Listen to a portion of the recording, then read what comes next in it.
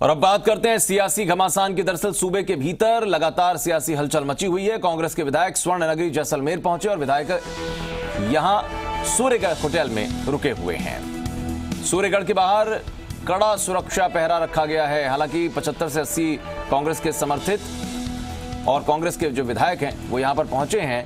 7 मंत्री और 5 विधायक फिलहाल नहीं आए हैं, जिनके आज यहां पहुंचने की उम्मीद की जा रही है। चर्चा यह भी है कि मुख्यमंत्री अशोक गहलोत कुछ ही देर में जयपुर के लिए यहां से रवाना हो जाएंगे। मुख्यमंत्री जयपुर में कुछ जरूरी काम निपटाने के बाद वापस जैसलमेर आएंगे। आज मुस्लिम विधायक होटल में ही ईद का पर्व भी मना रहे हैं।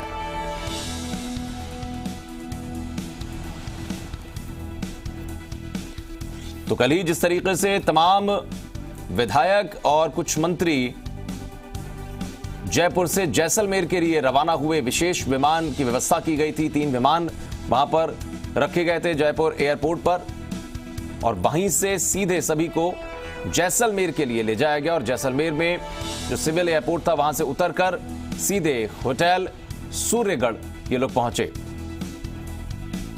बीजेपी की तरफ से भले इसको लेकर तमाम तरीके की बातें कही जा रही हों, आरोप लगाए जा रहे हों या चुटकी ली जा रही हो, लेकिन सरकार की तरफ से मुख्यमंत्री अशोक गहलोत ने कल ही एक बात कही कि यही समय की मांग थी। दरअसल जिस तरह से यहां पर पूरा सियासी माहौल बना हुआ है, लगातार विधायकों को खरीद फरोख्त करने की कोशिश की जा रही है, उनके दाम लगाए जा रहे हैं, ऐसे में सभी को सुरक्षित रखना सरकार की जिम्मेदारी है, लिहाजा यह कदम उठाया गया है।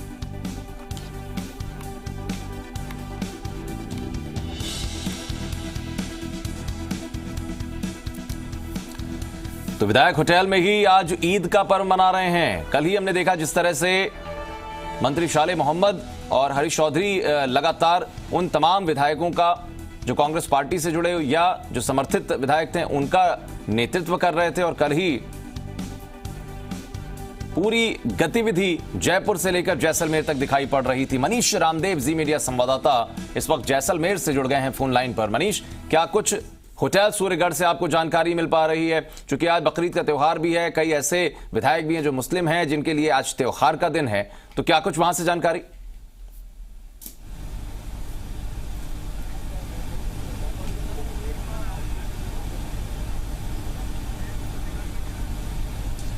जी बिल्कुल, जयपुर में जो सियासी गर्मी पैदा हुई थी वो सियासी गर्मी जो है वो अब रेतीले धोरों पर आकर पहुंच गई है। और जैसलमेर के सूर्यगढ़ होटल में प्रदेश के तमाम विधायकों को जो है वो लाकर यहाँ किलेबंदी की गई है। गहलोत सहित जो है वो कई विधायक और कांग्रेस के कई प्रमुख नेता जो है वो यहाँ पर मौजूद हैं और वो जो है वो लगातार विधायकों से चर्चा कर रहे हैं और आगे की रणनीति को लेकर भी जो है वो चर्चा हो रही है।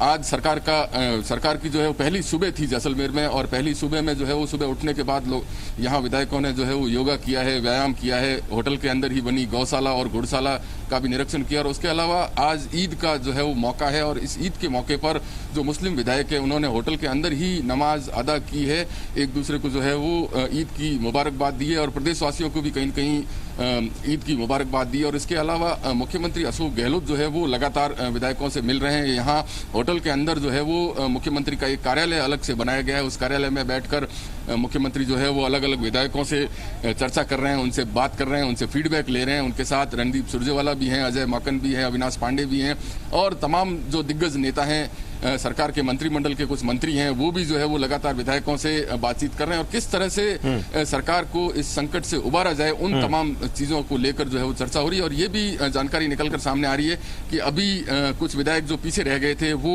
जो है विशेष चार्टर से जयपुर से रवाना हो रहे हैं और कुछ ही देर में वो लोग भी जो है वो जैसलमेर पहुंचेंगे। और इसके अलावा मुख्यमंत्री अशोक गहलोत के कार्यक्रम को लेकर भी जानकारी आ रही है कि वो जो है वो आज वापस जयपुर जा सकते हैं और जयपुर में कुछ जरूरी कामकाज निपटाने के बाद संभवतः शाम को जो है वो वापस जैसलमेर उनका लौटना होगा।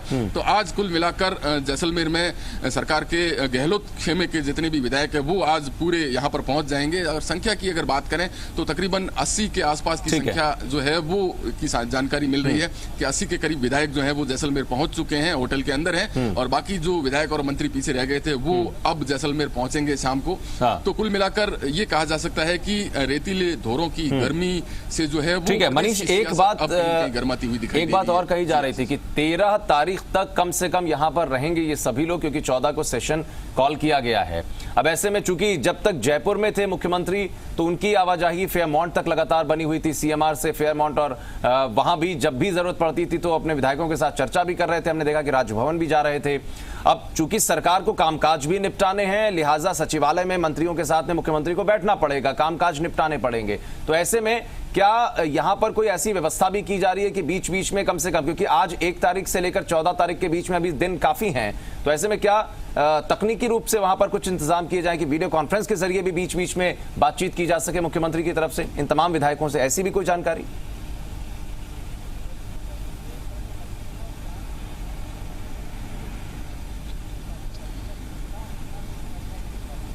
जी बिल्कुल, जैसलमेर के सूर्यगढ़ होटल के अंदर ही मुख्यमंत्री का एक अलग से कार्यालय बनाया गया है और उस कार्यालय को जो है वो कहीं न कहीं जो है वो जयपुर से सीधा कनेक्ट करने की जानकारी भी सामने आ रही है, जिससे मुख्यमंत्री जो है वो अपने आला अधिकारियों से संपर्क में रहेंगे और सरकार के कामकाज रुके नहीं, उन तमाम चीज़ों को लेकर भी यहाँ पर व्यवस्थाएं की गई है। हालांकि इस बीच मुख्यमंत्री को लेकर ये सूचना भी आ रही है कि मुख्यमंत्री जो है वो 1 से लेकर और 14 तारीख के बीच में लगातार जयपुर आना जाना उनका रहेगा और कुछ मंत्री जिनके महत्वपूर्ण विभाग हैं और जिनसे जनता प्रभावित होती है उनको भी जो है जयपुर जाने की अनुमति संभवतः जो है वो दी जा सकती है। तो ये आने जाने का क्रम जो है वो जैसलमेर से जयपुर के बीच में इन 14 दिनों में लगातार बना रहेगा। और आशीष, एक बात और मैं महत्वपूर्ण बताना चाहता हूँ कि अशोक गहलोत का जो है वो जैसलमेर से एक खास लगाव रहा है। जैसलमेर उनका जो है वो पसंदीदा स्थानों में से एक है।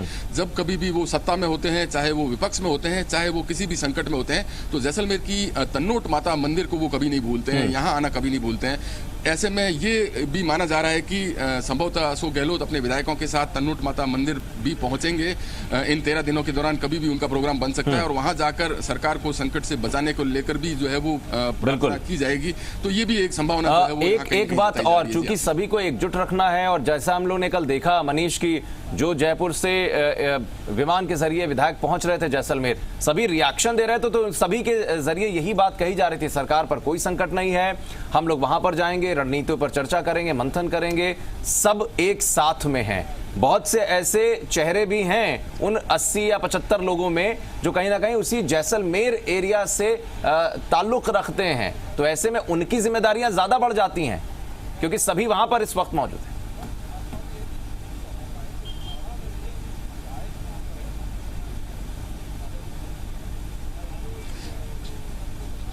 जी बिल्कुल, सरकार के साथ जितने भी विधायक हैं, फिलहाल उन विधायकों की जो बॉडी लैंग्वेज है, जिस तरह से बसों में बैठकर वो होटल तक पहुंचे थे और जिस तरह से अभिवादन करते हुए, हाथ हिलाते हुए और विक्ट्री साइन दिखाते हुए वो लोग यहाँ पहुंचे थे, तो वो उनके कॉन्फिडेंस को बयां करता है। लेकिन जिस तरह से अगर संख्या की बात करें तो अभी जो है वो 80 के आसपास का आंकड़ा जो है वो यहाँ पहुंचा है और बाकी विधायक यहाँ आने हैं।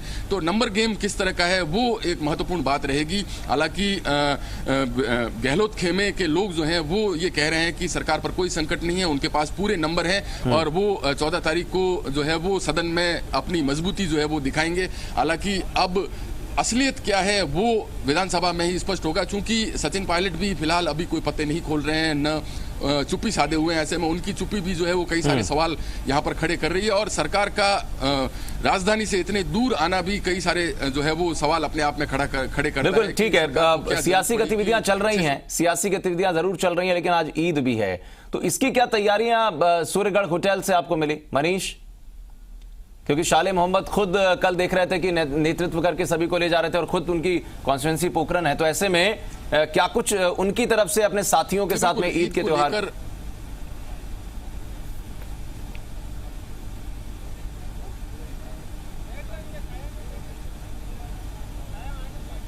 जी बिल्कुल, ईद को लेकर यहाँ पर जो है वो पुख्ता तैयारियां हैं। होटल के अंदर ही जो है वो ईद की नमाज अदा की गई है। जैसलमेर की प्रमुख मस्जिद के जो है वो मौलवी हैं, उनको यहाँ बुलाया गया था ईद की नमाज अदा करने के लिए। वो होटल पहुंचे हैं और जितने भी मुस्लिम विधायक हैं उन सभी ने जो है वो ईद की नमाज होटल के अंदर ही अदा की। हालांकि पहले ये सुनने में आ रहा था कि इनका प्रोग्राम कहीं और है, ये होटल से बाहर जैसलमेर की किसी बड़ी ईदगाह में जाकर वहाँ नमाज अदा करेंगे, लेकिन सुरक्षा कारणों से उसको जो है वो टाल दिया गया है और फिलहाल बिल्कुल, और यही अंदर अपील भी जो है सभी वो से की गई है, नमाज जो अदा आम की लोग गई हैं है। उनसे भी यही अपील की गई है, जितने मुफ्ती हैं, मौलवी हैं या वक्फ से जुड़े हुए जो लोग हैं, सभी ये कह रहे हैं कि आप घरों में रहिए, सुरक्षित रहिए, ईद अच्छे से मनाइए और घर में रह के नमाज अदा करिए। बहुत शुक्रिया मनीष आपका इस तमाम जानकारी के लिए।